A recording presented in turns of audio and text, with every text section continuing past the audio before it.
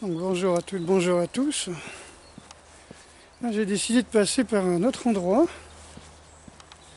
Parce qu'il y a une exposition là, les copains des anciens combattants font une expo sur la guerre 14. Donc j'avais promis de passer les voir et c'est aujourd'hui, je pense, la dernière journée. Donc je vais voir si je peux leur filer un coup de main. Voilà, donc je passe par un autre petit chemin qui est beaucoup plus long que d'habitude. Mais moi ça me promènera. Ah, les caravanes. Voilà, donc le coup c'est de se pas faire emmerder par les copains manouches.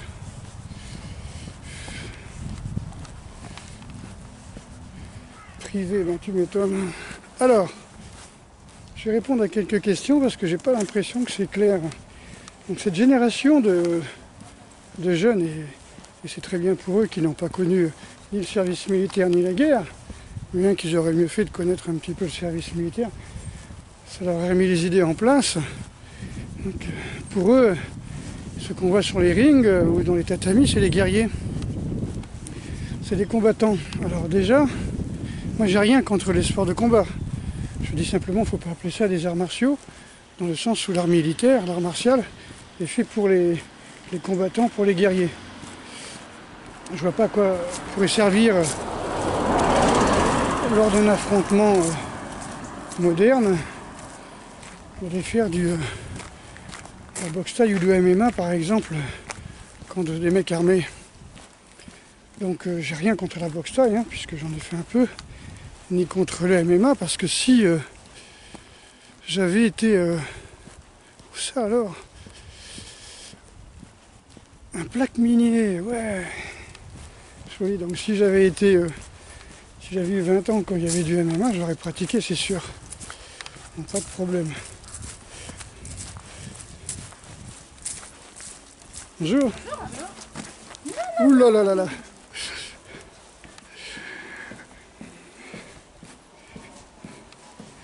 Donc oui, il faut bien que jeunesse se passe. Donc quelque part, oui, je suis tout à fait... je comprends qu'on puisse avoir envie de cogner, de se défouler, mais... Évidemment, contre un mec, par exemple, qui fait que des katas, c'est sûr que le boxe thaï MMA, c'est génial, quand même la boxe anglaise, boxe américaine, boxe française. Aller au contact, voilà, c'est bien, c'est ce qu'il faut. Je suis un des premiers à combattre en karaté contact, et à faire les championnats et à les gagner. Pourquoi? Parce que j'en ai marre d'être champion de kata, quoi. Ou de chiaï où on se touchait pas, quoi. Donc j'ai voulu faire du contact et voilà, je suis monté chez Valera, au Vice à Paris, quoi. Métro Gobelin, je m'en souviens encore. Et donc c'est sûr qu'un mec qui fait que des katas contre un gars qui fait de la boxe contact, ça vaut rien du tout. Mais maintenant, que fait un mec qui fait du MMA ou du contact contre un légionnaire, quoi, je veux dire. Quelqu'un qui a appris à tuer, qui a appris à combattre pour sauver sa peau. Qu'est-ce que ça donne si jamais quelqu'un décide de l'attaquer par surprise? Parce que là, on n'a pas la date du combat, il n'y a pas d'arbitre, il n'y a pas de catégorie de poids, il n'y a pas de round de 5 minutes où on se repose, ou de 3 minutes et on se repose. On a un masseur, on a un soigneur. Non, là c'est dans la rue, ça va très vite. Donc il faut arrêter de comparer ce qui n'est pas comparable.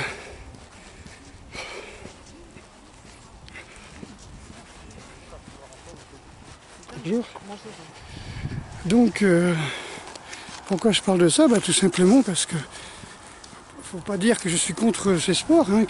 Au contraire, quand je vois l'entraînement des boxeurs là, chez mon pote Brahim, là, qui a fait une vice-championne d'Europe et quelques champions de France, en boxe thaï et en boxe américaine, bon évidemment, ils ont un entraînement, c'est dingue, quoi, je pourrais même pas le suivre. En cardio, je les ai vus encore avant-hier. C'est fou, hier, c'était jour férié, ils s'entraînaient encore, quoi. Voilà, je suis passé, ils s'entraînaient avec les cordes, avec les roues, avec les... C'est de la folie, quoi. clair, je plains leur adversaire. Hein. Sauf que voilà, c'est sur des programmes qui sont faits pour combattre sur le ring. Et ils ont un entraînement génial. Mais c'est pas fait du tout pour combattre contre un mec qui vous attaque par derrière avec un couteau. On est d'accord. Hein.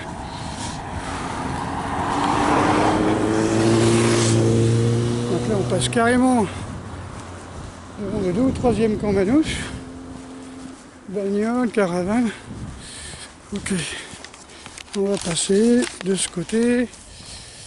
Donc voilà, je voulais répondre à ça, quoi. Je veux dire, il faut raison savoir regarder et arrêter de dire que je fais du mytho-jutsu. Je veux dire, j'ai fait beaucoup de stages où j'ai vu la différence entre les anciens, mes potes, hein, les anciens paras. Quand on faisait des combats, n'avait rien à voir avec ce que faisaient les petits jeunes qui n'avaient jamais touché une arme, jamais tiré un coup de feu, jamais tenu une grenade à la main et jamais appris à sauver sa vie au couteau, quoi. Donc s'il vous plaît, arrêtez de comparer n'importe quoi. Voilà, dans ce qu'on appelle la réalité, c'est un système de croyance. Donc les gens qui ont été formatés au... Tiens, voilà. Putain, c'est les mêmes qui gueulaient l'autre fois, les manouches. Donc les gens qui ont été formatés aux jeux vidéo et tout ça, c'est pas ça qui a développé en vous le cardio, la force, l'endurance résistance, la pliométrie, la rapidité, et encore moins le sens de la réalité. Mais votre réalité, elle est énormément virtuelle, quand même. Merde, faut le dire. Alors j'avais noté encore des questions qu'on m'avait données. Combattre avec des gants quand on est chaud, contre un adversaire qu'on connaît, à une date qu'on connaît, ça n'a rien à voir. Que se faire choper dans la rue et être aussitôt, on va dire, bon, quoi. Donc oui, je ferai des stages, oui, c'est ça que j'avais marqué, que on m'avait demandé. Donc pourquoi? Parce que vous avez tous compris que là, ça commence à chauffer. Je pense que on est trop sur Terre et avec toute la robotisation des entreprises, des usines, etc., et toutes les usines qui foutent le camp à l'étranger, je pense qu'il y en a qui ont envie de réduire la population.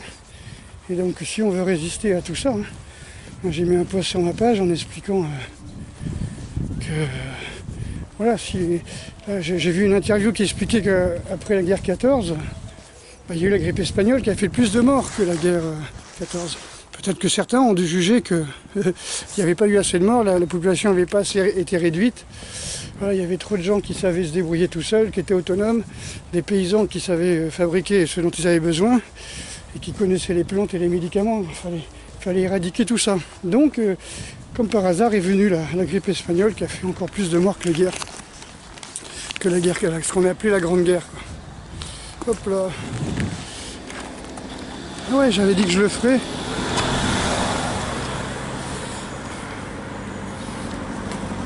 Je prends des photos.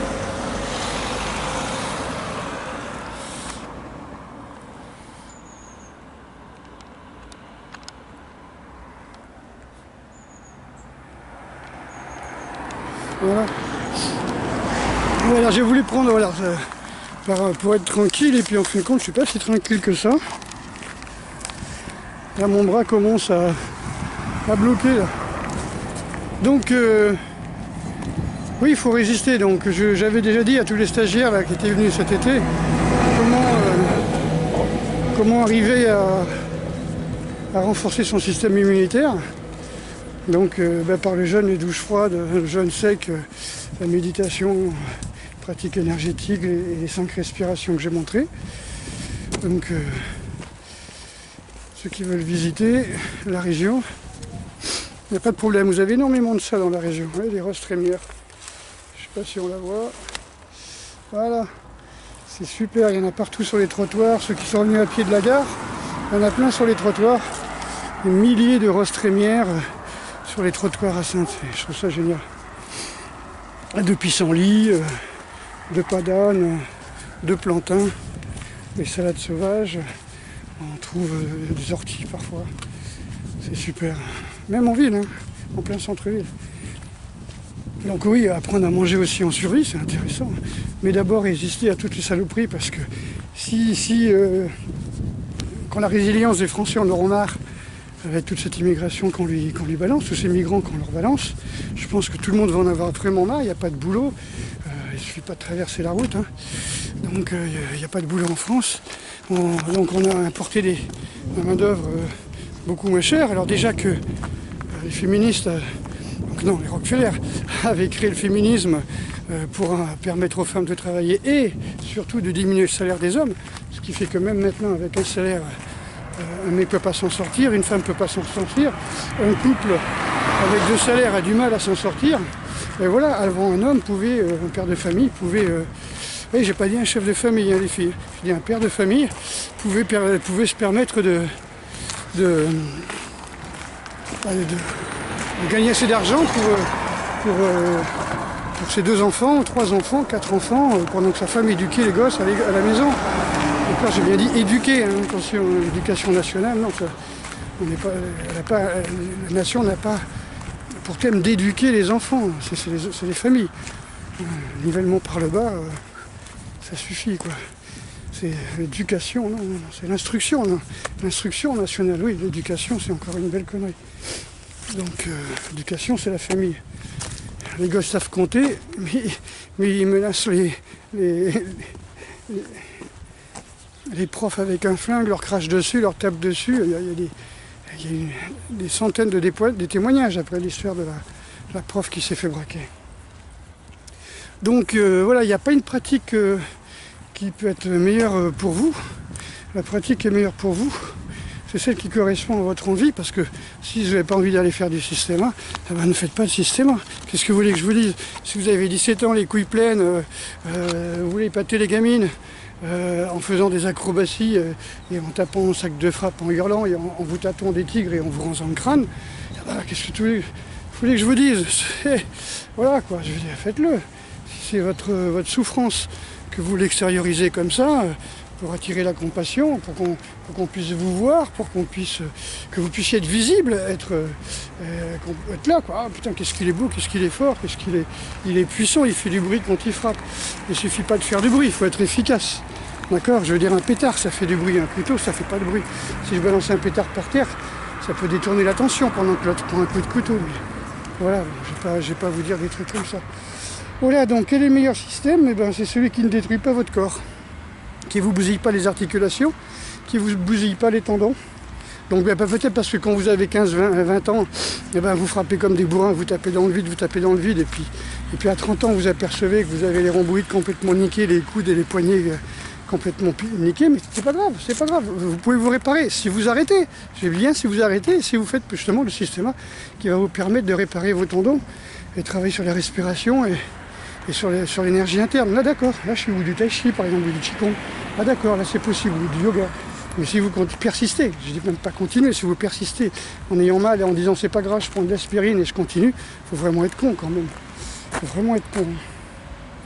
Donc le meilleur système, c'est celui qui ne vous détruit pas, qui ne détruit pas votre corps, qui ne vous détruit pas votre âme. Si c'est pour devenir un animal et crier plus que les autres, et taper plus que les autres, et que si on vous attaque, vous cherchez à détruire votre partenaire, non, là, il faut arrêter, là, ça détruit votre âme, vous n'êtes même plus un humain, quoi.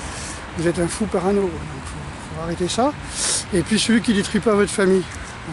Donc moi, comme je vous l'ai déjà expliqué, j'ai vu beaucoup de familles détruites par des sports qui se disent arts martiaux, qui soi-disant viennent du Japon et qui ont un passé chinois et okinawayen, je ne peux pas les citer. Eh bien, voilà, les gars sont devenus alcoolos, ils tapaient sur leur femme, j'ai même eu des femmes qui tapaient sur leurs mecs. Les gamins, je vous dis pas, s'ils ont des animaux, c'est encore pire. Donc je suis pas... Voilà. Donc arrêtez de pratiquer des sports qui vous rendent violents et qui vous donnent envie de cogner dès que vous avez un problème. Parce que l'histoire de ça passe ou ça casse, j'en ai déjà parlé, c'était un petit peu la devise du club de karaté où j'étais. Et du karaté à l'époque, il suffit de regarder un petit peu vaincre ou mourir. C'est quand je dis ça passe ou ça casse, c'était vaincre ou mourir. Un petit peu ce que vous voyez sur les bouquins d'Albert Setzer, l'édition Marabout, je ne l'ai pas inventé. J'avais 10 ans quand j'ai lu ça, donc je n'ai pas inventé ça. Donc c'est des bouquins qui sont sortis dans les années 60, 65, 67, voilà. Voilà, donc pratiquez ce que bon vous semble, dès le moment que ça ne vous bousille pas, d'accord? Dès le moment que ça ne vous casse pas les articulations, Ça vous rend pas rageux?